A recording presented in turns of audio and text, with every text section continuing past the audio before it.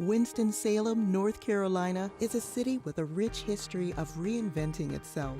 Here you can wine and dine back in time, or raise a glass to the future. Witness history in the making, or savor the present moment. That's why you'll love visiting Winston-Salem. Our past is present, our future is bright, and our city is yours to explore. Look forward. Travel back to Winston-Salem.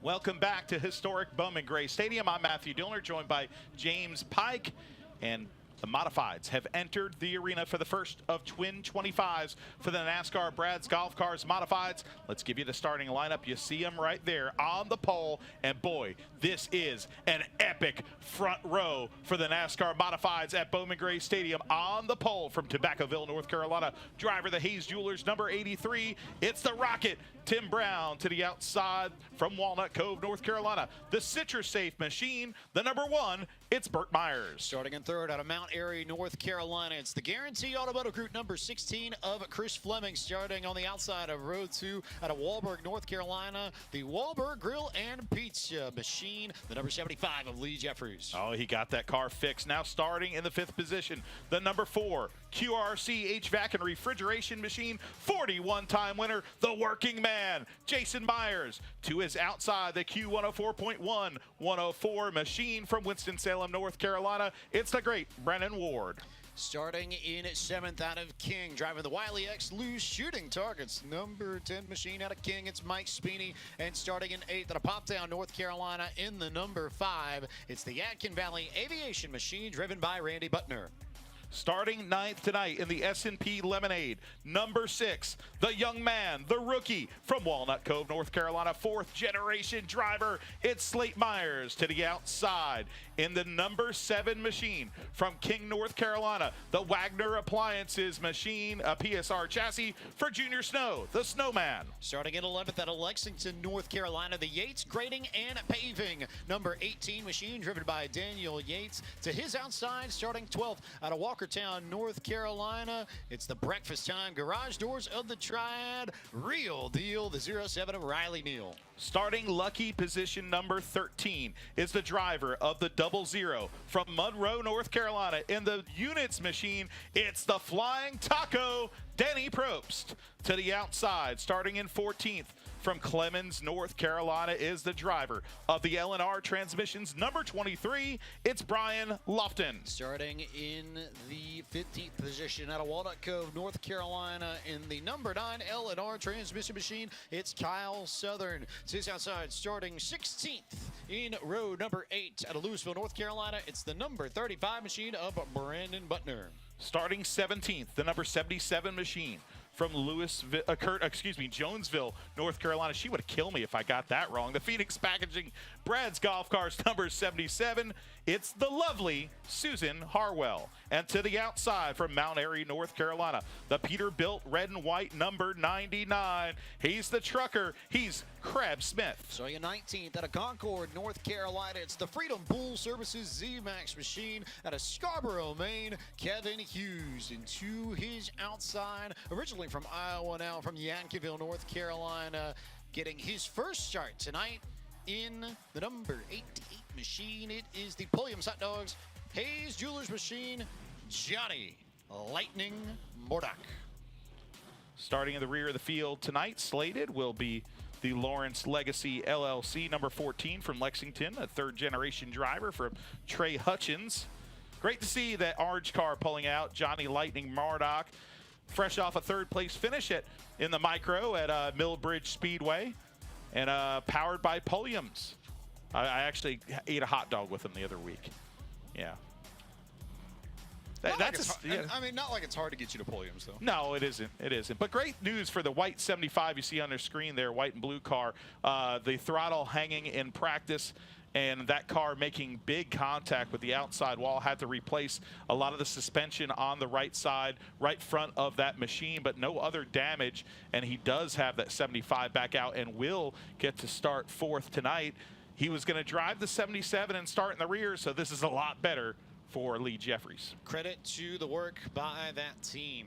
Yes. The Phoenix packaging car in one piece, and it was not a heavy hit into the wall either, so it was not the kind of hit where this was possible, I guess, the best way to put it, in the sense that it was possible to repair that right front because there wasn't that much damage to start with.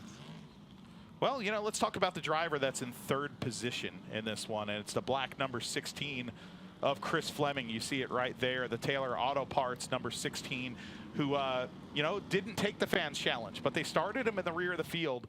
A mistake last week, but he drove that Taylor Auto Parts Jerry Hunt Supercenter 16 all the way up to second position, saving his night on double points night, okay? Such an important night. And he has closed the gap on the driver in front of him. He and Brandon Ward, with Brandon Ward's win last week, Burt Myers has some company atop the point standings, now only 20 points behind. So the driver of that number one, hey, look out, you got some company. This points race was once 54 points. Now we're down to 20 points in the Brad's Golf Cars Modified Division. 20 points for Brandon Ward, 22 points for Chris Fleming. Brad had, or rather, Burt had bad luck on a night where you do not want to have bad luck. Not on double However, points. It's a testament to how consistently good that car has been all season long, that he did not have a good night on a night you don't want to have a good night, and still has a points lead of sorts. It's enough there. It's not something you're going to make immediately, but work to be done to try and grow that lead a little bit more. Starting in second is a good thing, but you got Tim Brown to your inside. That's always a hard challenge. Well, folks, buckle up, Buttercup. We've got the two Goliaths of modified racing in the South on the front row. These. I paused because I thought that would happen. A false start. Gamesmanship at the front of the field. I know better. I know the drivers of those two cars, and they don't want to give up any slight advantage on the other driver. So now we will redo this lineup, and hopefully here out of the north turn, the two greats will put on a show for a packed house. These are the drivers that live by the grace of God and 600 horsepower. The modifieds are green at Bowman Gray. Oh, and Burt Myers just about got turned by Chris Fleming. Opening corner, opening lap. Tim Brown opens up a lead. Jason Myers stuck behind Chris. They're wheel to wheel behind. And now Burt Myers already beginning to make up the ground on the rocket. Tim Brown to get the race lead. He's back to within a car length already. We barely completed a lap and a half.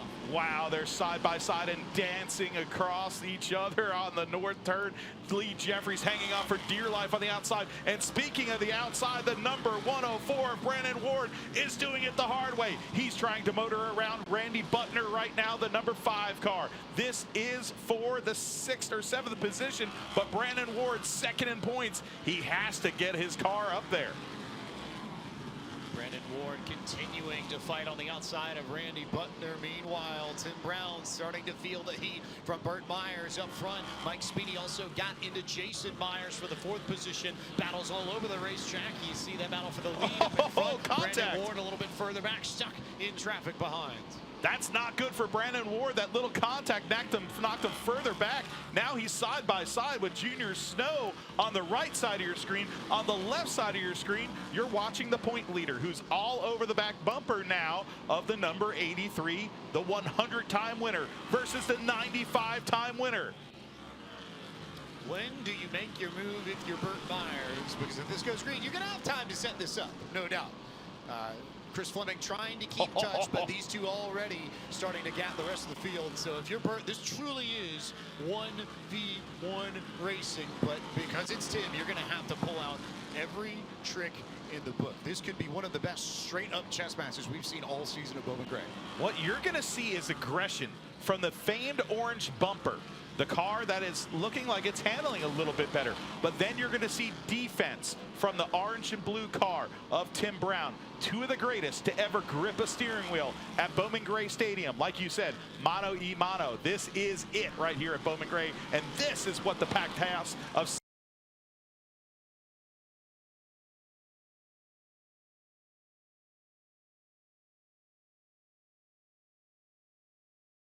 Fleming's behind Tim Brown and Burt Myers. Between the Rocket and Myers Brothers Racing have been here for forever, and the battles have gone on time after time after time, Saturday night after Saturday night. Another classic edition brewing at this point, and Burt Myers has gotten into Tim Brown a few times already as we approach the halfway point in the first of our doubleheaders. From Ed Clifton through Tim Brown, the Clifton family, Tim Brown, and then now 4 generations of Myers, from Bobby Myers, Billy Myers, Gary Myers, Jason, Burt, and now 4th generation Slate Myers. But now the battle is on up front, and it's all about Tim Brown and Burt Myers. 13 laps into this race. 3rd place for Chris Fleming, 4th for Mike Spini, 5th for Jason Myers, 6th for Lee Jeffries. 2 things to note here. 1, the leaders are coming up on the lap traffic of Crab Smith and that red 99 machine, also part of the Fleming stable, so that could be interesting. The second thing, as we approach halfway and get to 10 laps to go, Mike Spini's closed the gap on Chris Fleming to 3rd. So this could get a little bit interesting here. Because you know Spini and the 16, 2nd and 3rd and 4th, they don't give each other Christmas cards. Let's just say that. Easy way to put it, right? Yeah, I don't think there's any Christmas cards coming from either one of them. So right now is where you're watching Flow Racing and going, okay, well, we see 2 single file cars here in a 25 lapper. Why are the fans standing on their feet? Well, they're standing on their feet right now because of the years and layers of rivalries and storylines that happen here at the stadium. This is no circus. These are serious race car drivers. And they care about the numbers. They care about the history. They care about the stats. Tim Brown, already a 100-time winner. He did it a few weeks ago. And I know Burt Myers wants to get to 100 real bad. Also worth noting that Junior Snow was able to get around Brandon Ward a little bit further back. So Ward now running in the 9th position and set to lose a lot of points to the other competitors in the championship battle. Mike Spini has found the rear bumper of Chris Fleming. So a battle for 3rd now shaping up. And there's still a bit of a gap, maybe about a car length to a half car length between Tim Brown and Burt Myers for the race lead. Contact right there between the 10. That sends the 16 up the track.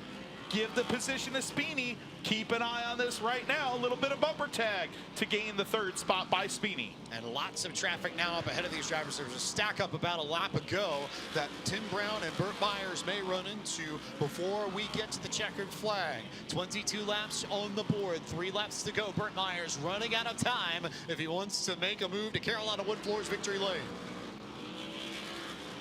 Coming through the north turn, fans are on their feet around the famed quarter mile.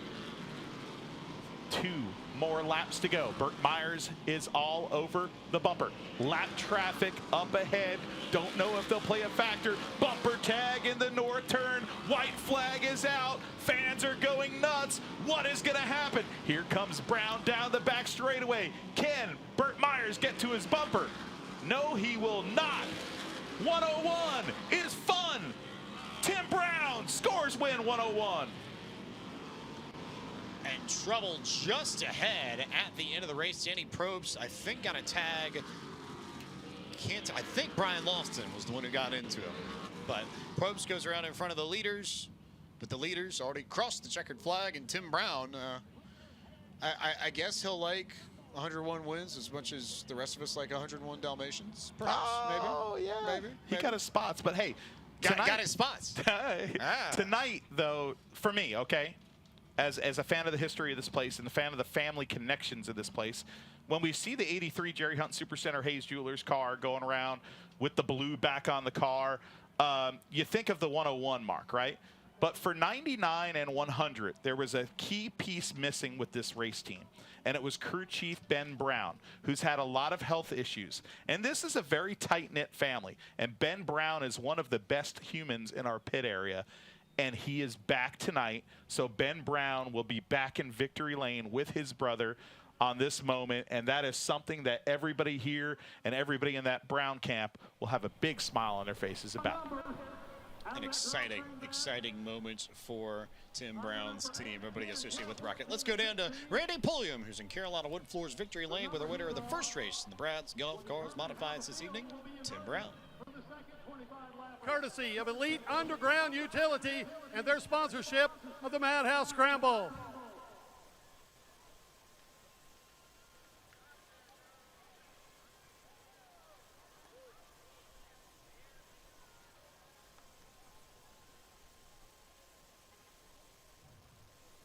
He made that pole winning time of 13.319. Hold up. Had a stiff challenge from Burt Myers, but it was not to be. Tim picks up win number 101.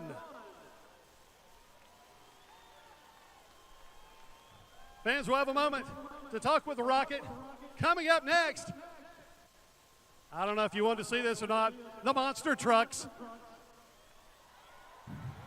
Keep your eyes on the video board.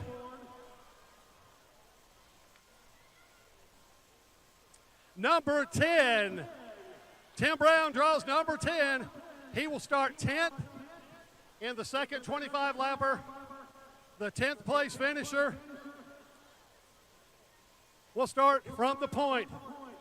Here he comes, ladies and gentlemen, the Rocket, Tim Brown.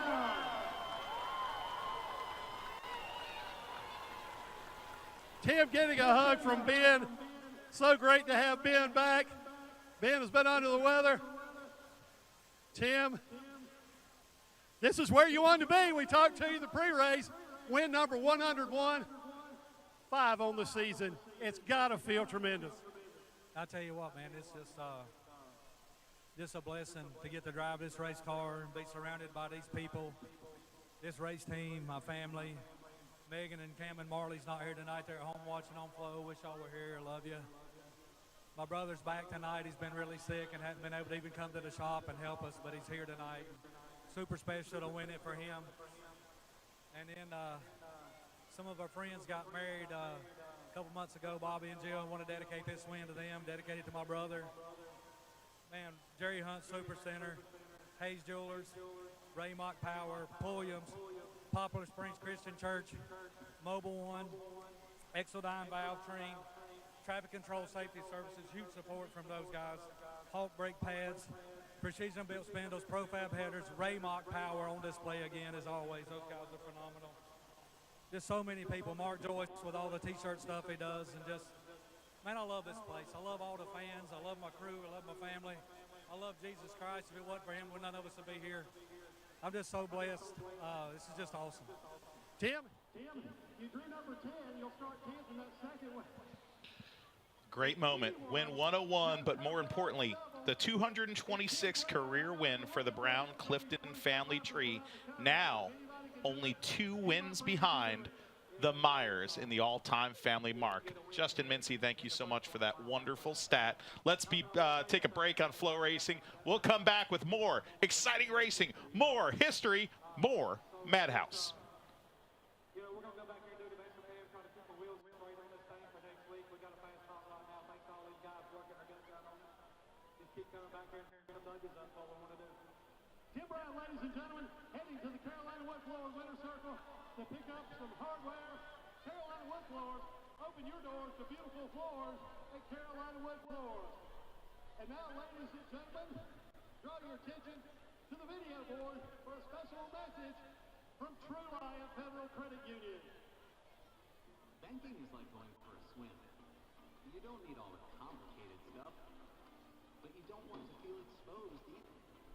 At Treliant, we give you just what you need, so you can manage your money on the go or stop by a branch whenever you need to. It's all about having options, while also keeping life simple with low rates, free financial advice, and friendly faces. So check out Treliant. Welcome to Brighter Banking.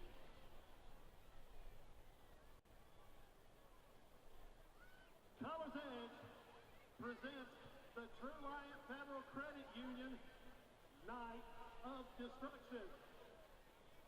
We've got to finish up some business here at Victory Lane, but coming up next, I know you've waited for it for a while. Are you ready for some monster truck car racing?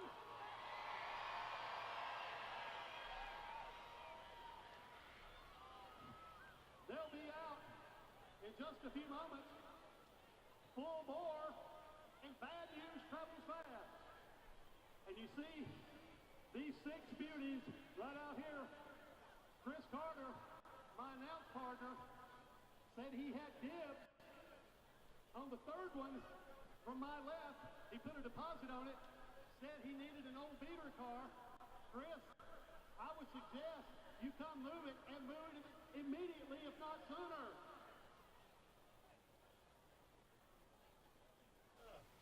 Bowman and Bad News travel fast. Well, welcome back. There's a reason why there's 15, 16,000 people here tonight in lovely Winston-Salem, North Carolina. And no, it's not for James Pike. No, it's not for me. It's for something spectacular. It's auto racing around a football field. And tonight, the true, maybe it's for that too? I bet there's at least 1,000 people that are here just for Zach Taylor and some little donuts. Oh, here we go. You ready? This is just going to be like, these are the drivers that live by the grace of God. Here it is. This is a new one. You ready? Fire up the Facebook. It's Little Donuts time. Woo! All you haters, instead of complaining about us talking about donuts, come to Bowman Gray Stadium and get on the right side line there and order you some cinnamon sugar. Oh, I heard there's some whipped cream donuts too. And go to the left part and get the donuts and a nice smile from the staff and go sit in your seats and enjoy Bowman Gray Stadium, one of the greatest concession items of all time. I don't care if you hate me for it. If you try them, you won't. Thank you. Big time maple guy. Big time maple guy over here. The maple. The maple. Good. Does that make us somewhat Canadian? I'm a hockey fan and I love the maple donuts. That's halfway. I don't know. Maybe. Perhaps. Yeah, it's okay. But hey, anyway, they're also here for another reason. They're here with their families for the white cars that are on the infield. Because I heard they're going to be, they're not going to be whole very long. They're going to get crushed here momentarily. It's not going to work out so well for those cars in the infield, but it's going to work out great for us because we're going to be very entertained. I love it. I love it. Look at the fans. They're just loving it. It's turned into a beautiful night. It was about 87 to, I'd say 90 degrees almost earlier in the day. A little more temperate than it's been the last few weeks for sure. Oh, there they are. Look at the cars. Where did you park today? You didn't happen to park your white car anywhere. That's not one of yours, is it? I was going to say, yeah. Here it is. I do not own a white vehicle, so I wish I owned that though. That looks fun.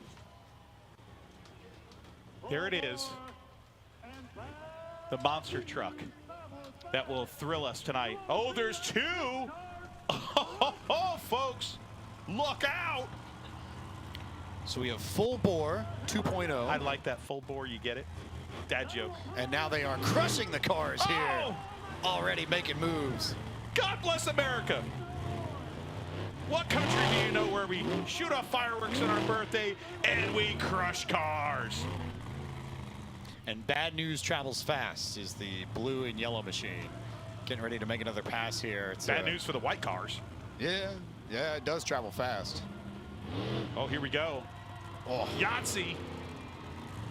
No A or C or B post left on that middle Crown Victoria, for sure. Man, I hope they don't plan on taking any of those to get groceries. Full bore goes full bore. Right over the top there. The crowd, I'm watching kids right below us jumping up and down. I love it. I love it. That's what we're all here for.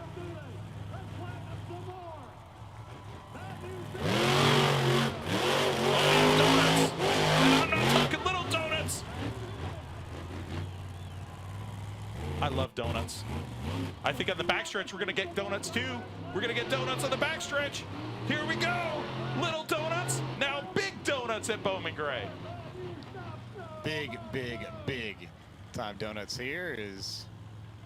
I mean, they tore up the lawn a little bit there. A little bit. We're going to need the Ty Singer's lawn care back. Look at the fans enjoying this one. They got their cell phones out. Here we go. Well, full bore, I think, is ready to do some more donuts and destruction on the backstretch. Oh, the fans back there are loving every second of it. They're smelling the smoke. Oh, they're getting the dirt. There's chaos around here. So Bad News Travels Fast is a 2010 Chevy Silverado, driven by Brandon Darrow. The Silverado, as Dale Jr. would say. Right. Or one of my favorite bands, the Mike and the Moon Pies. That's now Silverado. Look at the crowd here, enjoying the monster trucks. on True Lion Federal Credit Union Night of Destruction. No, can we do it again? Do it together. You ready? True Lion Federal Credit Union Night of Destruction. Monster truck car crushing Saturday night, Winston-Salem, North Carolina. Be there, be there, be there. We'll sell you the whole seat, but you'll only need the edge. I would tell you that kids' tickets are still just $5, but that doesn't apply here now, does it? No, exactly. it doesn't. Right. Exactly. No, I mean, it's way cheaper here. There's not a place you could go to a movie theater and get a better show than this. You can't. This is the best value in town.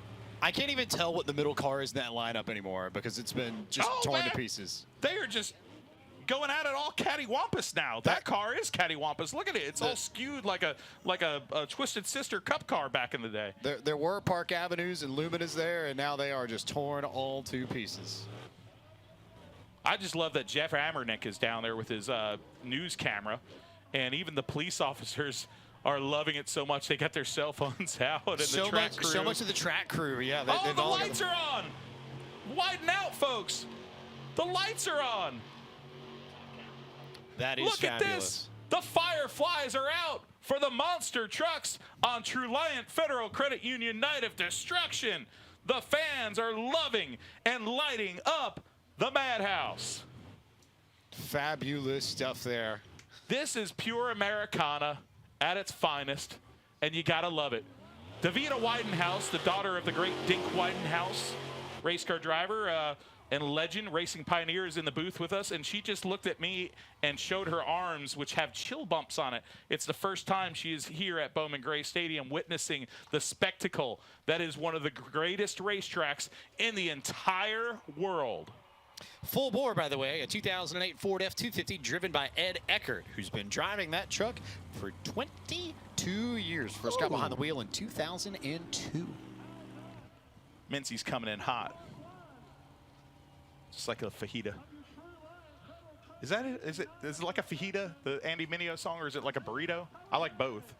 It's okay. Do you know the song? Coming in hot. Anyway, that's a good moment to take it to break when Dillner starts singing, "Let's get out of here." Okay, let's clean up the divots, replace your divots, folks, and go get a lemonade, maybe an S&P lemonade. Come on back. We'll have the rest of the racing card for you here from historic Bowman Gray Stadium live on Flow Racing.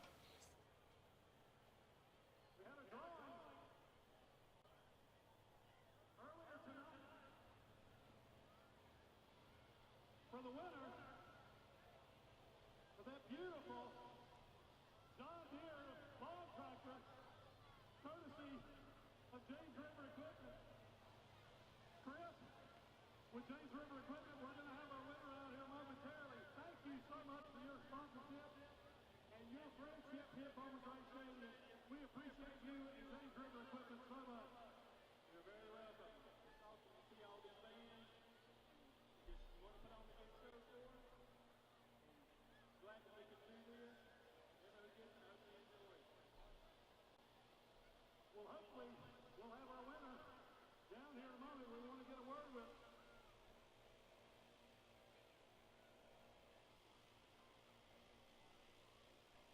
The winner of the John Deere lawn tractor, courtesy of James River Equipment.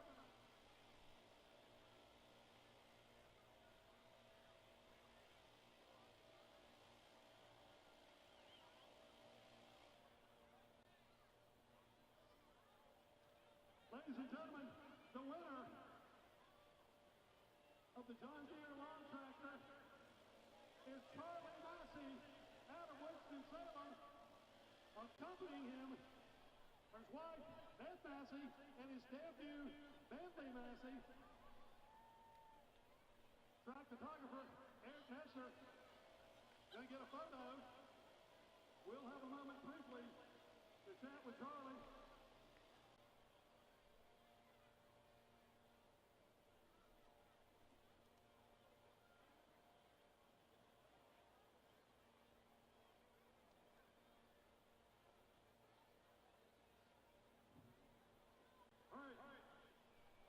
Charlie Massey, how do you feel? Come to the stadium on a night of destruction, riding home with a brand new lawn tractor, courtesy of James River Equipment. Sounds great.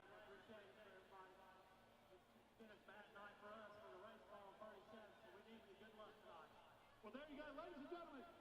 Charlie Massey, the winner of the John Deere lawn tractor, courtesy of James River Equipment.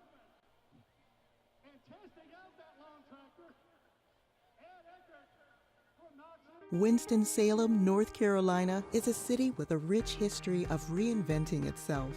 Here you can wine and dine back in time, or raise a glass to the future. Witness history in the making, or savor the present moment. That's why you'll love visiting Winston-Salem. Our past is present, our future is bright, and our city is yours to explore. Look forward. Travel back to Winston-Salem. Oops. I'm not supposed to do that. I did not try to. But We are back here at Bowman Gray Stadium and having a darn good time doing it. Aren't we, Pike? We are having a great time here. well, I saw you take a seat. Having a great time John here. Deere lawn tractor. Okay. Hey, let's show you a little Bowman Gray history as we look at these cars, tell you a little Bowman Gray Stadium history. We've raced 8 times on July 27th. It's July 27th now. But let's call this July 27th. It's all about international. Yeah, that's right. This date is chock full of history. Interesting history. Have you ever heard, Pike, of the NASCAR International races? I've heard of International Series. I've heard of CASCAR. I've heard of NASCAR. No, these were actually short track races promoted at Bowman Gray Stadium by Bill France, founder of NASCAR, and Alvin Hawkins, that allowed competitors to field sports cars along with the Grand National cars. And not just any sports cars, foreign ones. The first one was in 1955. Bob Wellborn won that first race, and Johnny Dotson was the highest finishing sports car, finishing 11th in a Corvette. You believe that, a Corvette? A Corvette? In 1956, the headlines were all about tempers. Jim Reed was furious at the Myers clan after a run-in, and Rex White had run-ins with the Petty family at a young driver from New York named Ralph Carmine Ligori, who was wheeling an aluminum-bodied MG with a Corvette power plant. After contact sent Ligori's sports car sliding through the infield grass, the Italian driver had to be physically restrained, trying to attempt to beat up Rex. In the feature event, the little cars made their mark finally with a driver named Pee-wee. A little car with a driver named Pee-wee. Yes, that's right. Stadium legend Pee-wee Jones. It was the Pee-wee Jones giving the sports cars their win at Bowman Gray Stadium in an international race. So that's the second one. Then it was 1 for 1, the third annual race in 1957. Junior Johnson, Hall of Famer, was in a Corvette. There was rumors that Buck Baker was going to drive a Volvo. Yes, a Volvo. But he drove a 55 Chevy instead. So Bob Wellborn was set to compete in a Corvette. Les Chapman and Paul Colbert, I know you'll love this, filed entries in Porsches and British MGs. Lee Petty was totally against the sports car thing. He didn't like it. He also said that the sports cars had an advantage because they weighed about 1,800 pounds compared to the Grand National cars that weighed about 4,500. But, hey, the third one and the final one was run by Jim Reed in the big heavy cars. The Peekskill, New York driver took the win, and it turned out to be one of the final international races. They held one more in 1963. The Volvo part was the one Buck Baker potentially in a Volvo. My first car was a Volvo. Fun fact. I mean, grocery getter, baby, and safe. Safe. Well, you know what's not safe? The points lead for the sportsman division, and we proved that in the first race. Chase Robertson, by all calculations, if it ended right now, this is the point standings going into the night. Chase Robertson was only down by 4. He made that up in the first race. Now, the second twin feature comes on the track. Let's see what happens. Can Orr flip the script? 12 was the Madhouse Scramble, so I believe Orr will start 4th or 5th. I believe 4th. Chase Robertson will be further back than him, so this could get very interesting. And as it always does here in the sportsman division, especially when you have polarizing drivers like the return of Amber Lynn. We're in for fun time.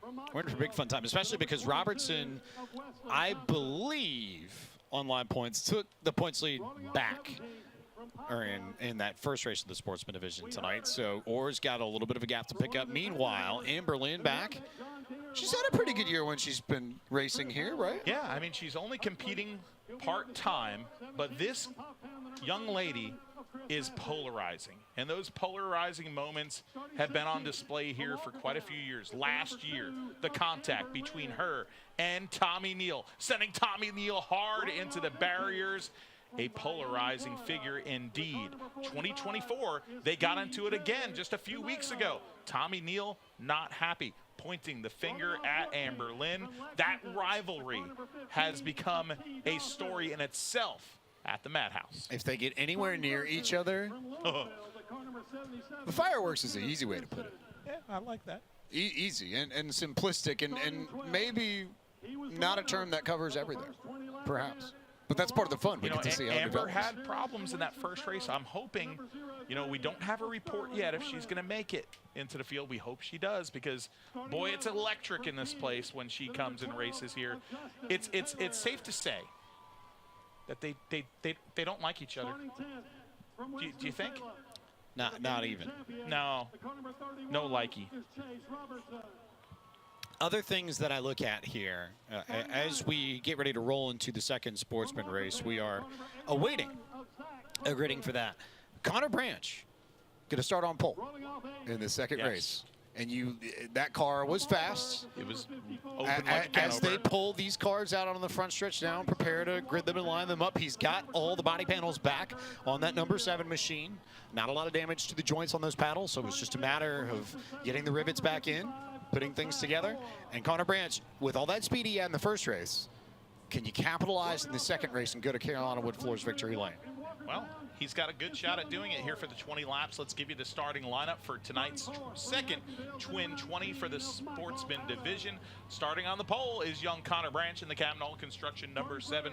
Mitch Gales, the veteran, the Auto Supply of Thomasville car, number 38 on the outside. Starting in third in the number 0 car to Lexington, North Carolina, racing for Wright Camper and Auto Sales, it's Kirk Sheets. And then to his outside, starting in fourth, it's the number 19 machine, the Ever-Ready Mixed Concrete Kane Tire Automotive Tea Time sports car for the driver out of Yadkinville, North Carolina, Michael Adams. Starting in 5th position, will be driving the Robertson number 23, actually, we just learned, will be the driver. Dylan Ward will be in the 23 machine. Starting 6th, your points leader heading into the night's action, trying to rebound and regain that points lead. The Pulse Vodka 55, it's Zach Orr.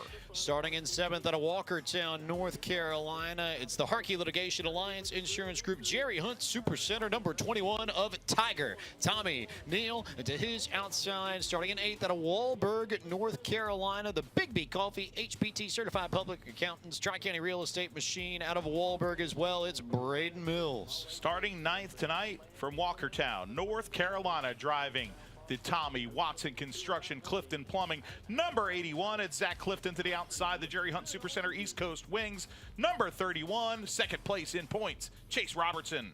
Starting in 11th, racing out of King, North Carolina, behind the wheel of the number 12, the crazy Kevin Powell machine, Doggy Strong, Justin Taylor, who had those run-ins with the driver starting to his outside in the first race. So watch this 6th row, because to his outside, starting in 12th, is the 03 machine out of Winston-Salem, the Rockstar, the Duggins Welding Trailers of the East Coast car, and winner of the first doubleheader tonight in the law offices of John Barrow Sportsman Machines, Sterling Plevens. It is. Oh my gosh, how did you just do that? That's impressive. You impress me every day.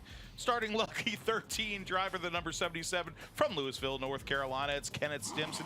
And to the outside, the Lexington, North Carolina driver in the Carolina Cowboys machine, the Shitty Coolers 15, it's T. Dawson. Starting in 15th, the number 45 machine out of Miami, Florida, it's EJ Tomeo. And starting in 16th, we talked about her just a moment ago, in the number 2 car out of Walkertown, North Carolina, the Walkabout Flooring, Peace Out Babes, Mark Robinson for driving her machine of Amber Lynn. Starting 17th from Puffdown, North Carolina, the number 37, sponsored by Bad Daddy's Burger Bar, and this guy is bad to the bone. It's Chris Massey to the outside, and the Smex, number 22 from Moxville, North Carolina, it's Wesley Thompson. Starting in 19th, legend of the stadium, number 66 out of Walkertown, North Carolina, it's Ronnie Clifton. Starting in 20th, the number 9 machine out of Moxville, it's Luke Smith. And starting shotgun on the field in 21st out of Elkin, North Carolina, the 0-1 machine of Marty Wilmoth.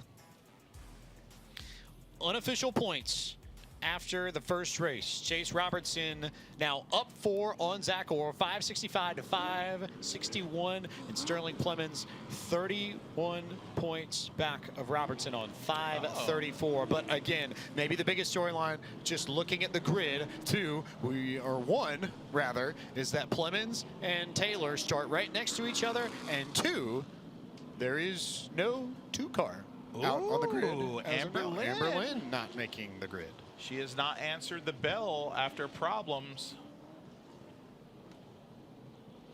So Amber Lynn not on the grid. Clemens and Taylor going to start together in 11th and 12th. Lights off on the modern Chevrolet pace car, and we're set for 20 more laps in the law offices of John Barrow Sportsman Division, where Chase Robertson came out of that first race with the lead, but everything could flip-flop and changed.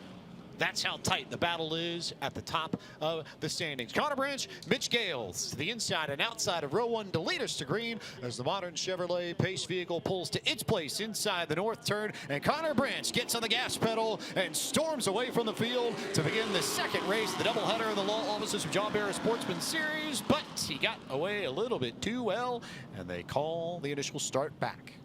Well, we'll re-rack them, we'll restack them, and we'll do it again. The leader has to be the first to the green. The 7 was the leader, but they said he did it a little too early. Well, the young man with the veteran to his outside. They do it again. Gales first to the gas, side by side off of the north turn. Gales on the outside. They didn't like that one either. Gales went before Branch that time around. Yep. That one, and it caught. Now, Kirk Sheets did not have a great initial start both times around, but really got caught napping on that last one. So we'll see if the third time is the charm for this field. Connor Branch, Mitch Gales together. Look out for Dylan enough. Ward in that third row. Now we'll get a clean enough start to hold, and we go green flag racing in the Sportsman Division. And Mitch Gales, for all of that jump that he had a moment ago, going to be stuck behind Kirk Sheets, who's going to get to second before they hit turn 3. Wow, and I just said look out for Dylan Ward. Now he's all over the back bumper of the 38 of Mitch Gales. Sends him almost into the can opener. Gets the 3 spot. Now the 38 fading back. Zach Orr picks 4th position. Tommy Neal now going underneath Mitch Gales' car. Everybody was everywhere a little bit further back. They had to check up to make sure they didn't run into each other, and that opened up a lot of gap for the first 5 cars. So Dylan Ward with some space in 3rd. Zach Orr up to 4. Chase Robertson's made his way through most of the mess. He sits currently in the 7th position, but they're all chasing Connor Branch, who again had that speed in the first of the doubleheaders and then got into that incident late. Got the body panels ripped off the car, had to go into the pit area, lost all the track position trying to redeem himself the same way Sterling Clemens did a few weeks ago. Didn't have a great first race, came back and won the second. Well, you're looking right now at the big battle on the field, and Michael Adams, he had to slam the door to get in there, and he is behind Justin Cummins right now towards the mid-pack of this field, and now the battle is starting to heat up for the 2nd position right now. Dylan Ward and the Robertson machine going for P2 into the back bumper of the 0 Hero. He goes, but Kirk Sheets holds on for 2nd. It was just a little nudge, as you see the battle amongst the top 3, top 4. Zach Orr right there as well. Big move here from Dylan Ward to the inside of Kirk Sheets. He's got the track position now. Down on the bottom, should make the pass entering turn 3. And as they head back to the north turn, Dylan Ward makes the pass, but not before Sheets makes contact. But does that open up the inside for Zach Orr? I think it does. Here comes the Pulse Vodka machine to the bottom in the rubble strip there on the Turtles. He's going to try to get one more spot. The 0 Hero going backwards right now on the outside of this racetrack. So Orr makes the pass to the inside. After Ward made the pass to the inside, here comes Tiger Tommy Neal to the inside, and he's going to get in to Mitch Gales and just about turned himself around and caught it on the exit of the corner. And I think eventually we'll make the pass too after all of that. And then that means Zach Clifton will be there, and then Chase Robertson will be there. And Kirk just Sheets. No relief for Kirk Sheets at all, trapped on the outside. Oh, the 0 Hero is going back to 0 right now, and that's a shame because nobody works harder in this pit area than that crew. And now they are way back there, halfway through this Sportsman 20 lapper, 10 laps on the board, and young Connor Branch is stretching his legs up front, but reeling him in is trouble in turn 1 and turn 2. Justin Taylor has crashed. So has the 22 of Wesley Thompson. Justin Taylor got some help from Michael Adams entering turn 1, and Wesley Thompson caught the back end of that. There were about 3 or 4 cars that stacked up once Taylor and Adams got into each other, and Thompson was just on the wrong end of that, so he will go to the pit area, Will Thompson, and Taylor is driving around with a little bit of pace, and I wonder whether or not he is looking for one Michael Adams. Yeah, you know, he said no more Mr. Nice Guy, and he said he's been getting run over, and I didn't see it. But, boy, what a tough season for that number 12 car. Serve Pro, number 12. Just really tough. That family has had a tough go here at the stadium. 1 to go here. Lights off on the modern Chevrolet pace car. I can tell you, I saw that incident out of the corner of my eye, and it was just lines that crossed over. Same thing as we saw. There was another incident in the first race like that, but a high arc for Justin Taylor. Adams was entering the corner a little bit more shallow than Taylor did. Also, toe out on the 03 of Sterling Plemons. I noticed that too. A defender off on the right front too, so I suspect he may have been the one to get into Wesley Thompson, and I wonder whether or not he will end up in the work area, but that right front is definitely towed out compared to the norm. So I'm keeping an eye on the 03 car closely. Oh, man, from penthouse to outhouse as he pulls off into the pit area. Sterling Plemons, the winner of the first race, has now gone to the direction of his crew to try to fix that 03 machine. If they can get that sorted out in the work area under a yellow, I will be impressed, because I do believe that is significant damage enough to where I think it'll be difficult to get that car fixed up before we go back green flag racing. You get a good look here. Wesley Thompson. Wesley Thompson's machine there. Oh, they're beating on that thing. They're just using their muscle, bull, and brawn to try to fix the left front of that. Look at that guy with the muscle shirt, man. Get him in there. He'll rip that fender off. Rivets are no match for him. Car almost looks, I keep thinking Hard-Dent Two-Face. I think that's a ward, by the way. A little bit. That was one of the wards. Sort of Batmaning it now with half the face. Oh, I see what you mean. Like almost like Phantom of the Opera. That too. That like, too. Why? Who would have ever padded their bingo card that I would go with Phantom of the Opera and you go with Batman, Mr. Fancy? That is a fair Mr. point. That would be, if you were putting that on the bingo card, that would probably be reversed. Oh, my Lord. What is going on? Here we go.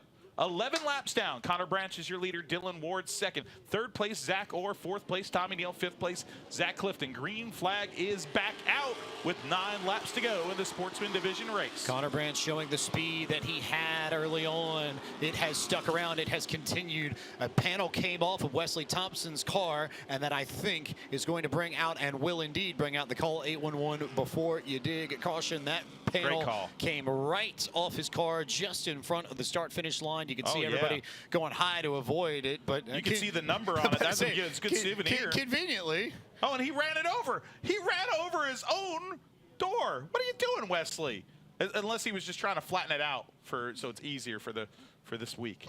You know, it's physics. A lot of weight. Put it in the back. So here we go. 1 to go immediately on the flag stand. I want to spend my night in a cart, the Midway Mobile Storage cart. I mean, the guy just jumped off like he's Starsky and Hutch.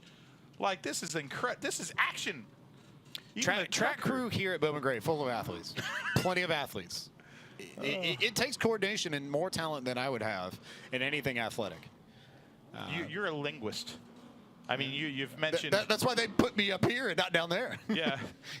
I mean, you've come up with some of the fanciest terms I've ever heard in Winston-Salem, North Carolina broadcast history. Institutions, like Bowman Gray, which is about to see another green flag here as Connor Branch and Dylan Ward will bring us back to green flag racing. We completed another lap, so 8 laps to go. Branch with a good gap, maybe about a car length to Ward. Same to Zach Orr, who's made it up to 3rd. Tiger Tommy Neal to 4th, and Chase Robertson to 6th. And don't forget about Zach Clifton in 5th there, too. Right now, going pretty well for Zach Orr, who wants to regain the points lead. He's in that third position right now, and he is closing in on the back bumper of Dylan Ward in that Robertson Racing number 23 car. Yellow flag is out. T. Dawson has gone around in the infield grass. Carolina, hey, my buddy Scott Keith, okay, he moved on from Fox, NASCAR Fox, laid off some people, and he got a job with PBR in Texas. You know, Scooter, Scott Keith, one of great producers. And he's working for PBR, and he was like, man, this whole team concept is so cool. And this team right here, Carolina Cowboys, of course, Austin Dillon's involvement in that, the NASCAR racer, and T. Dawson's friends with him, and flying the colors proudly of that PBR team on that number 15 machine. Also, if we want to spin that back here to Winston-Salem, remember that Austin Dillon's grandfather is one Richard Childress, who hails from Winston and got his start, like so many other famous drivers and folks involved in the sport. Selling peanuts here at Bowman Gray. Peanuts programs. I mean, hey, if you're a little kid sitting in this grandstand like you were, I was once upon a time. And guess what? You're now in the booth broadcasting a race. So, you know, that's what I call, whether it's us who make peanuts or Richard Childress, who went from peanuts to being a millionaire and one of the most successful North Carolinians. It's rags to riches, but it's also the American dream. I wonder if he's ordered the longleaf pine. He should be at some point. A little bit of bumper tag there from Dylan Ward. He's going to try to get a better restart. The last one wasn't good. Connor Branch has become really good at those restarts. Got a good jump. All of those front three cars are fast, and they opened up a gap on Tommy Neal. Neal maybe about 3 car lengths back to the 55 of Zach Orr. Trouble for Michael Adams a little bit further back, is going to lose a spot or two. And the battle really is on for fourth because the front three are pretty well spaced out. Yeah, the battle is on for the 4th position with 5 laps to go. Zach Clifton, you see him right there on the backside of Tommy Neal. Clifton versus Neal. We saw them get together the last time we were here at the stadium. Will it happen again? And can Chase Robertson stay out of the trouble if something happens right in front of him? Meanwhile, Zach Orr starting to close the gap on Dylan Ward and Connor Branch. Those front three beginning to close back together. 18 laps up on the board. Coming towards the end of the second race of the night for the law offices of John Barrow Sportsman Division, and maybe 4 car lengths separating the front three. 2 laps to go. Right now, the knees might be knocking inside the white number 7 as it circulates the famed quarter mile. This driver looking for his first ever win at the Madhouse. 1 more lap to go for Connor Branch. Dylan Ward there with a big charge into the south turn. Branch with a good drive on the back straightaway. Ward with one last opportunity, but he won't get to the rear bumper, and Connor Branch is the newest winner at the Madhouse, victorious in the second race for the law offices of John Barrow Sportsman Division this evening at Bowman Gray Stadium. It feels like the first time. Connor Branch, the Branch family, synonymous with racing here in this region. Connor Branch, 3rd season of racing here at the Madhouse, and he's done it the right way. And you see the respect from some of the other competitors, including somebody that he traded fenders with the first race, Justin Taylor, that knows what it's like to win your first race. And for the first time ever, he grips the stitched Bowman Gray Stadium checkered flag. Connor Branch is a winner. The fans go nuts for the young man of the number 7. A traditional victory lap here for Connor Branch, who joins his father Taylor on the all-time wins list at Bowman Gray, and they become the 56th family and the 31st father-son duo in the history of the stadium to go to victory lane. I'm so glad that Taylor couldn't fit in the car today at morning practice, and that the son kept his seat because he showed, hey, Dad, I can do this. And this kid has done it the right way here. Clean. And tonight he picks up his first victory. Oh boy, Jimmy Smokehouse, Off-Road Outlaws, and Camnall Construction. And the crowd now comes down. The crew running. Let's go down to Randy Pulliam.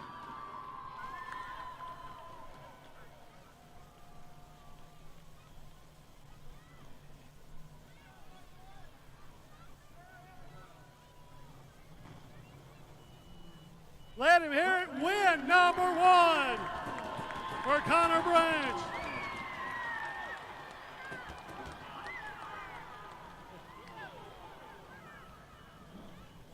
Connor, look up here. Our folks are flow racing around the country. You see, I don't think you seem very happy about that win.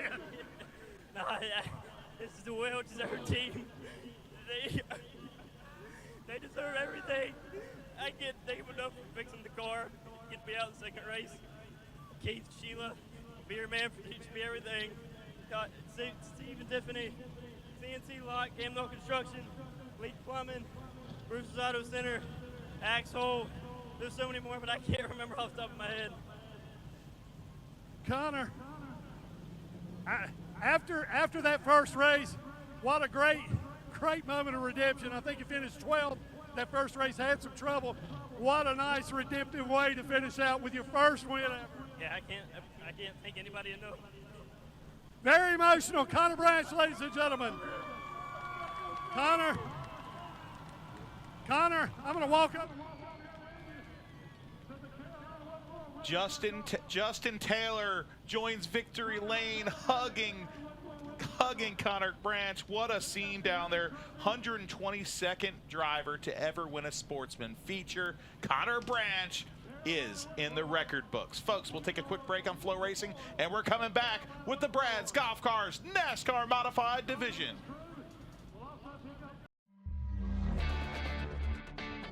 With features you won't find on Honda CR-V, Nissan Rogue, or Toyota RAV4, the Hyundai Tucson puts the other guys in their place. Namely, the rearview mirror. Only a Tucson compares to a Tucson. The Hyundai Tucson comes standard with complimentary maintenance and America's best warranty. Visit your local Hyundai dealer today.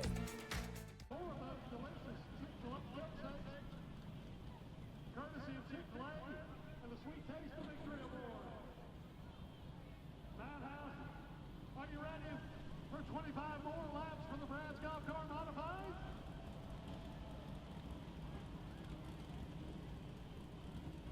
Here's how they roll off for the second 25-lapper. Starting 21st, the Hayes Miller Chevrolet from Yankville, the number 88 of Johnny Mordock. Starting 20th, car number 14 of Corey Levitt. Starting 19th, the Freedom Pool Service Ford from Concord, the number 8 of Kevin Hughes. Starting 18th, the Brad's Golf Car Jordan Radiator Chevrolet from Judgeville, the number 77 of Susan Harwell. Starting 17th, the Surrey Chemical Taylor Auto Parts Chevrolet from Mount Airy, the number 99 of William E. Crab Smith. Starting 16th, the Great Bay Construction.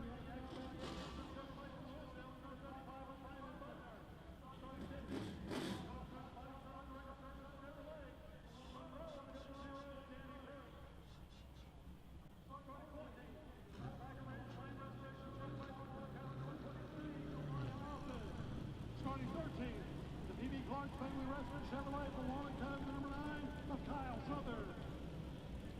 Starting 12th, with the Daniel Yates Grading and Paving Chevrolet from Lexington, the number 18 of Danny Yates. Starting 11th, with the Howden Express Lube Chevrolet, the number 6 of Slate Myers. Starting 10th, picked up win number 1. Oh, some great moments here at the Madhouse that these young people get to see. Action on the track and history unfolding in front of their eyes. Only here in Winston-Salem, only here at the Madhouse. And if you're not in reach, only on Flow Racing. I'm Matthew Dillner, joined by James Pike, and let's give you the starting lineup for twin feature number 2 for the Brad's Golf Cars NASCAR Modified Division. Starting on the front row, the rookie competitor from Walkertown, North Carolina, the Breakfast Time 07, they call him the real deal, Riley Neal. To the outside, the Q104.1 machine, defending champion Brandon Ward. Starting in third out of King, North Carolina, the DL Outfitters Lil Donuts, number 7 of Junior Snow. And starting in fourth out of Poptown, North Carolina, the Carolina Triad Choice Realty, number 5 of Randy Butner. Starting 5th tonight, the Wahlberg Pizza Grill, 75 for the great Lee Jeffries to the outside, 41-time winner, QRC HVAC and Refrigeration, number 4 for the working man, Jason Myers. Starting in 7th at Mount Airy, North Carolina, the Taylor's Auto Parts, Jerry Hunt Auto Super Center, number 16, the Showstopper, Chris Fleming. And starting in 8th out of King, North Carolina, the Wiley X, number 10 of Mike Speeney. Starting in 9th position, the driver hails from Walnut Cove, North Carolina, the Citrus Safe, number 1. It's the ace, Burt Myers, to the outside, winning 101 tonight. The Hayes Jewelers machine from Tobaccoville, North Carolina. The driver of the 83, it's the Rocket, Tim Brown. Starting at 11th, the Ben Gable Enterprises, number 6 at Walnut Cove, North Carolina, driven by Slate Meyer. Starting in 12th at Lexington, the Yates Grading and Paving, number 18 of Daniel Yates. Starting 13th, it's all L&R Transmissions. They sponsor both these race cars. From Walnut Cove, the number 9, Kyle Southern, to the outside, a winner once this year at Bowman Gray. From Clemens, North Carolina, the veteran Brian Lofton. Starting in 15th, the Flying Taco out of Monroe, North Carolina, the 00 Crossroads Body Shop Machine, driven by Danny Protes. And also out of Louisville, North Carolina, starting 16th, the number 35 of Brandon Butner. Starting 17th, the number 99 Peterbilt machine, it's William Crabb Smith, and the 77 alongside the lovely Susan Harwell. Starting in 19th at Concord, North Carolina, the Freedom Pool Services number 8 of Kevin Hughes. Starting in 20th, driving the number 14 out of Walnut Cove, North Carolina, the Greg Bircher Trucking Machine for the Flying Beret of Corey LeVay. And driving the number 88 machine, originally out of Creston, Iowa, now out of Yadkinville, North Carolina, behind the wheel of the number 88 Pulliam's Hot Dogs Hayes Jewelers machine. It is Johnny Lightning Mordock to complete this grid for the second race. 25 laps here in the Brad's Golf Cars Modifieds. Lights are off on the pace car. The modern Chevrolet pace machine will pull off to its spot. Matthew Dillner, we are half a lap away from green flag racing once again. NASCAR's original division. And we get to see them each and every week here on Flow Racing. Rocket ships, open wheels, big bumpers, big headers. The absolute beasts that are modifieds. This is the headliner here. Oh, Brian Lofton with some trouble. Oh, there's Kevin Hughes Racing or Electronics. Kevin Hughes, one of my good friends. We had some barbecue today on the break between morning practice and whatnot. And his spotter right now, I believe, is Bobby Meismer Jr., who has won here, who drives his car in the Smart Modified Tour and other southern events, even up north. So it's either that or yeah, I think it's Bobby Meismer spotting for him. Sounds right. As the field will get resorted here, as the number 23 machine of Lofton will eventually get a push from the Midway Mobile Services. Oh, there it is. Gator unit. Also, helmet's off. He's done.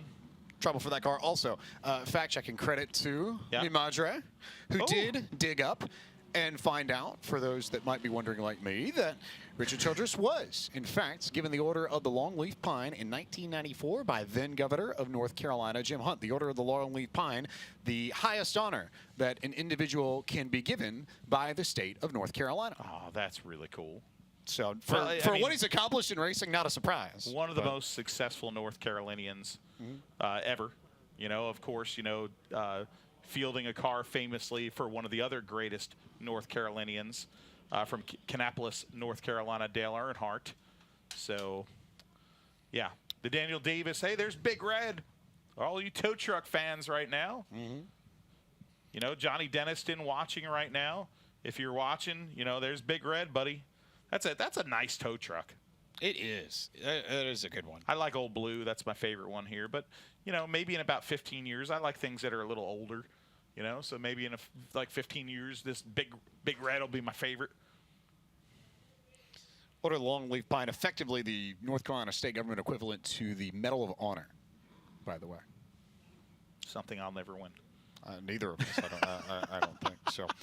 Prevented individuals who have a proven track record of extraordinary service to the Tar Heel State. Betty Parsons and Richard Petty, also drivers who have received the Order of the Longleaf Pine, and also have pretty heavy ties. BP in Wilkes County. Yep. The Pettys in Randleman. Richard Childress also raced here at Bowman Gray. Yes, he did. Hobby stock racer in the 60s. Richard Petty won his 100th win right here at Bowman Gray Stadium. And now getting a push from the Midway Mobile Storage Gator is the Snowman. And that car has come to life. The Wagner Appliances 7. Also continuing down the longleaf pine train in the NASCAR connections, Jeff Gordon, also a recipient, as is Rick Wait Hendrick. a minute. How is Jeff, like, Jeff's not from North Carolina. Right.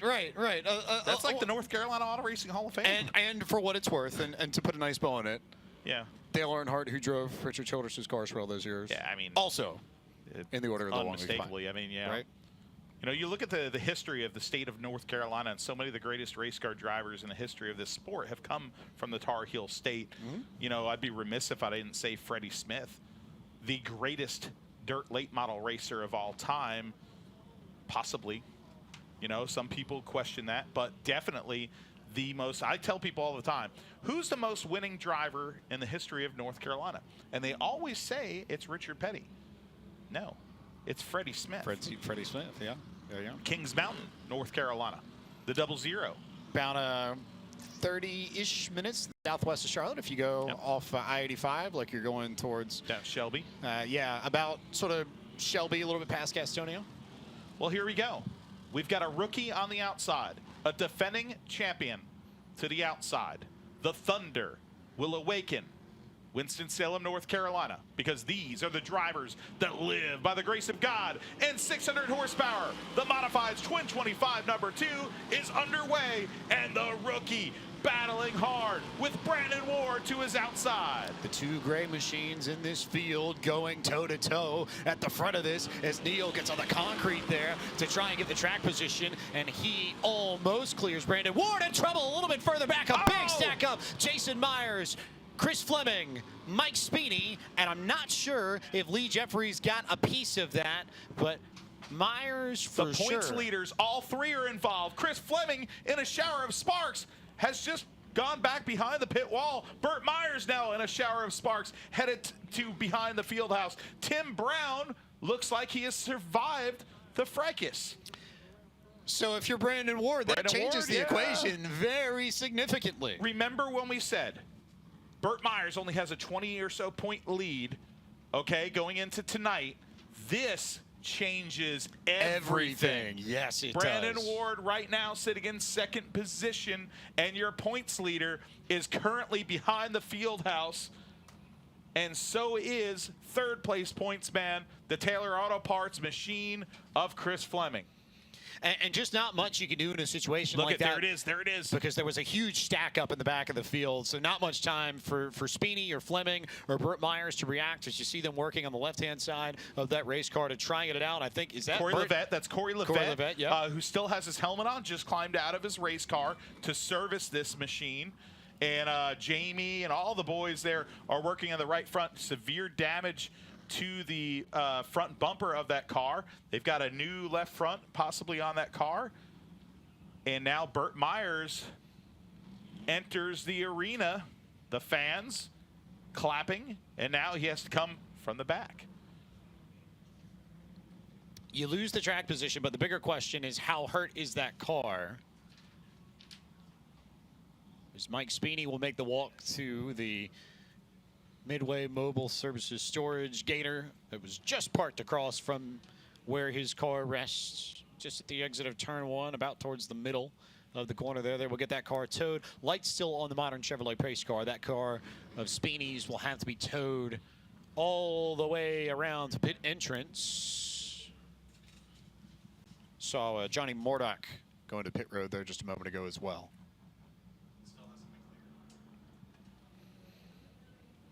So Burt Myers entered this race with a 580 point tally over the course of the season.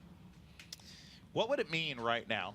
It's very early in this race, 2 laps down of this 25-lap affair.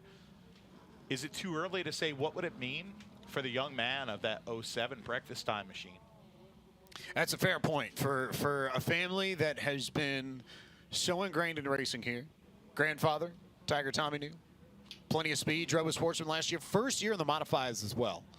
And I asked him, do you want to stay here? And he said, we purchased a modified. We want to establish ourselves in this division, but if more opportunities come up, I'm not afraid to go jump in and try other things because I am a racer first and foremost. And when you come from the Neal family, that's not a shocker. They love getting behind the wheel and just going to chase checkered flags any opportunity they get. Chris Fleming also made it back out on the racetrack too, as the modern Chevrolet pace car pulls off, and the real deal leads Brandon Ward to the green, lap 2 of 25. And Ward got a great jump on that start, but did not get a good run through the corner. Neal will take the spot for the moment. Will Ward look to put the bumper to Neal this time around? No, he won't, but they make contact in the center of 3 and 4. Riley Neal with a good launch down the front straightaway. Brandon Ward has 4 wins, but he wants more. 3rd place for Junior Snow. The Snowman, Randy Butner in 4th position. 5th position, give it to Lee Jeffries. Brandon Ward already going full bumper service to Riley Neal. Tap, tap, tap. It happened in the north turn. It happened in the south turn as they come back to the north turn. Another tap there in the center of the corner. Different lines, though. This is Riley Neal trying to display a little bit of race class and keep Brandon Ward at bay. He's checking up in the center of the corner, not allowing Ward to get a good run on corner exit and holding on to the lead for the moment. But how much rear bumper can you handle if you're Riley Neal? We have rookies in the lead. We have a rookie in 6th position with Slate Myers, who now almost gets collected in a loose Lee Jeffries race car. But the battle is on up front. The rookie hanging on for dear life with the defending champion of the division all over his backside. Just checking up in the middle of the corner, trying to keep him at bay, but he can't now. Here comes Brandon Ward to the inside, but Ward locked up the brakes, and Neal had the opportunity to take the inside back, didn't take it, so Brandon Ward still with the track position there in the south turn, and now Junior Snow may well shove Brandon Ward to the race lead. Junior Snow on the bottom makes this a 3-car dogfight. Coming out of the north turn, Brandon Ward gets the lead. Neal hanging on tough, hanging tough on the outside. The new kid on the block in 3rd position. Randy Butner to the inside, trying to get the 3rd position as Ward and Snow begin to jump away from the rest of this field. Neal will tuck in line behind Butner, go back to 4th, and then that's Lee Jeffries in 5th, trying to keep everything sorted. Brandon Ward in control of this. Junior Snow 2nd, Butner 3rd. Riley Neal, the real deal, hanging out in 4th, and Slate Myers really starting to put the bumper to Lee Jeffries. You see that now on your screen. That's her 5th and 6th on the racetrack. 4th generation superstar right there in the makings. This kid has gone from taking laps here at Bowman Gray Stadium, now in a new race car for the last 4 or 5 weeks to Ben Gable Enterprises 6, halfway down, and the number 6 is in P6 right now for the young man, 4th generation Slate Myers. To the backside of Lee Jeffries, a little bumper tag there. Jeffries now gives him the outside. The 6 hops out to the hard way, side by side off of turn number 4. Slate Myers to the outside, Lee Jeffries to the bottom. And just a little bit further back, worth noting that Tim Brown and Burt Myers are nose to tail deep in this line. Little bit of contact there. Lee Jeffries almost goes into the infield grass. But watch that too, just in case, because you know Tim Brown's not going to give Burt Myers any sort of Christmas cards or cookies or favors here. He will make Myers make the pass the hard way, and that can make things interesting so far as the points are concerned, because Brandon Ward is getting away from everybody else to the tune of half a straightaway. 11th position right now for Burt Myers. 11th position. He entered tonight 20 points up on Brandon Ward. Right now, Brandon Ward's your leader, but Burt Myers mired back in traffic right now behind the Rocket Tim Brown. They're both trying to get around the Yates Paving and Grading 18 of Daniel Yates. In front of them is the Flying Tackle, the 00. 18 laps on the board. 7 laps to go. Here comes Brown to the inside. He couldn't do it. Nothing really to stop any of the front 4. The only thing that might make things interesting is Crab Smith, who just about got run over by Slate Myers, and who knows if that'll stack up everybody else behind him, but they'll work to the outside and clear Crab Smith. Now Danny Prost with the opportunity to get around there. You get a good look at this conga line a little bit further back in the field, and everybody just trying to clear the red 99 and not get into trouble. This is a tough night for Burt Myers. We've seen the point swing go bad on double points night the last time we were out, and the bleeding has continued for the ace. Also to note, 2 spots behind him, third place points man, showstopper Chris Fleming coming to, actually I think it is 3 laps, 2 laps to go. Working his way towards a 5th victory in the Brad's Golf Cars Modifieds this season. Brandon Ward now a straightaway up on the field. He will not be caught unless that car breaks down or we get a call 811 before you dig yellow flag. Brandon Ward has stretched out his legs as far as I've seen anybody stretch out a lead here in a very, very long time. Now the driver of the New Day Motorsports, number 104, the defending champion, putting his stamp on 2024 with another win at the Madhouse. Win 5 for Brandon Ward. Junior Snow in 2nd position, 3rd position Randy Butler, 4th position the 07 car of Riley Neal, 5th position for Slate Myers. I believe that's a career best for Slate. It is. 8th, 9th, 10th, 11th place for Burt Myers. Big point swing for this man. Driving the Q104.1, Kevin Says Yes.com, iHeartRadio, Foothills Ford, 104, taking the sketch checkered flag from Randy Smith, and there you go. A tale of 2 races, though, because remember that Burt was runner-up in the first race of the average. night. And so, when you combine the points for both races, the average, yep. Only 3 points unofficially that Brandon Ward gains. Oh, only 3. So in a way, that potentially saved his season. Okay, because winning and Burt's misfortune, if that didn't happen, it could have been a big swing the other way for Burt Myers. Well, and with Chris Fleming's troubles. Yep. Distances him there's your story from the Modifieds, is that now for the next few weeks, this is... We have a story now. we know the realistically it's 2 players now. Yeah. I mean, Chris Fleming, he still has a chance. We had double points at the end, but you're right. It's really come down to a 2-horse show here, and it looked like the ink was on the paper for some people. Even Brandon Ward said that to me.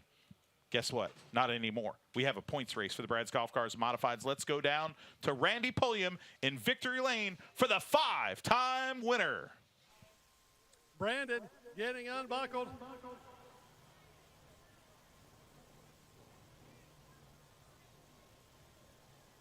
A magical season continues for your defending champion of the Brad's Golf Car Modifieds.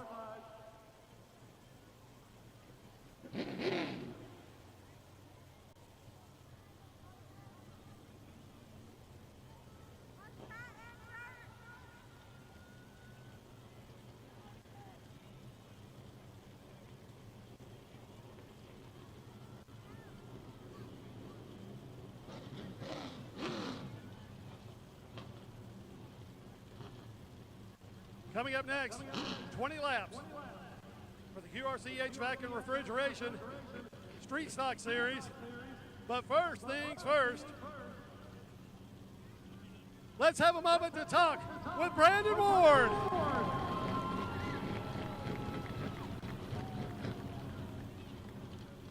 Congratulations from Kevin Powell. Brandon, I always appreciate it being down here when you win and you toss those water bottles around. Man, it feels good. I can't imagine how hot you must be. What a magical season that continues. Win number 5 on the season.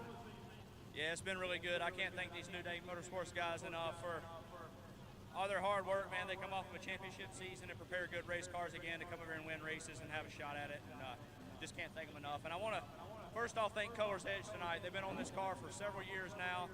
I know they got a lot of people here tonight, so Darren, just want to thank you and all the Colors Edge people, and thank you for all that you do for us. And of course, my owners, Kevin Powell and Jeff Day, this entire group, Will Spa, all these guys. They put a lot of long hours in this week trying to get our second car ready. And we were planning on having a second car here tonight with Trevor Ward in it. We had some motor issues earlier this morning. We're going to get that straightened out. Hopefully we'll be back with it here in the next week or two. So thanks to PME Engines, Philistine Shocks, iHeartRadio, Don and D Stone, Tim White, Molecule, Stilo, iHeartRadio and Q104, Safe Day, Precision Built Spindle, Robin Sandblasting, David E. Day, Miller Welders. Man, this entire group for all they do, just couldn't do it without them. Oh, 15,000 fans loving it, even loving it to our right in the next booth. Tom Bush and Gabe Bush, Kyle Bush and Kurt Bush's parents are here at the Madhouse enjoying watching the action in the Day booth with the New Day Motorsports car, the winner, Brandon Ward. Let's take a quick commercial break. We'll be back with the wild and woolly street stocks.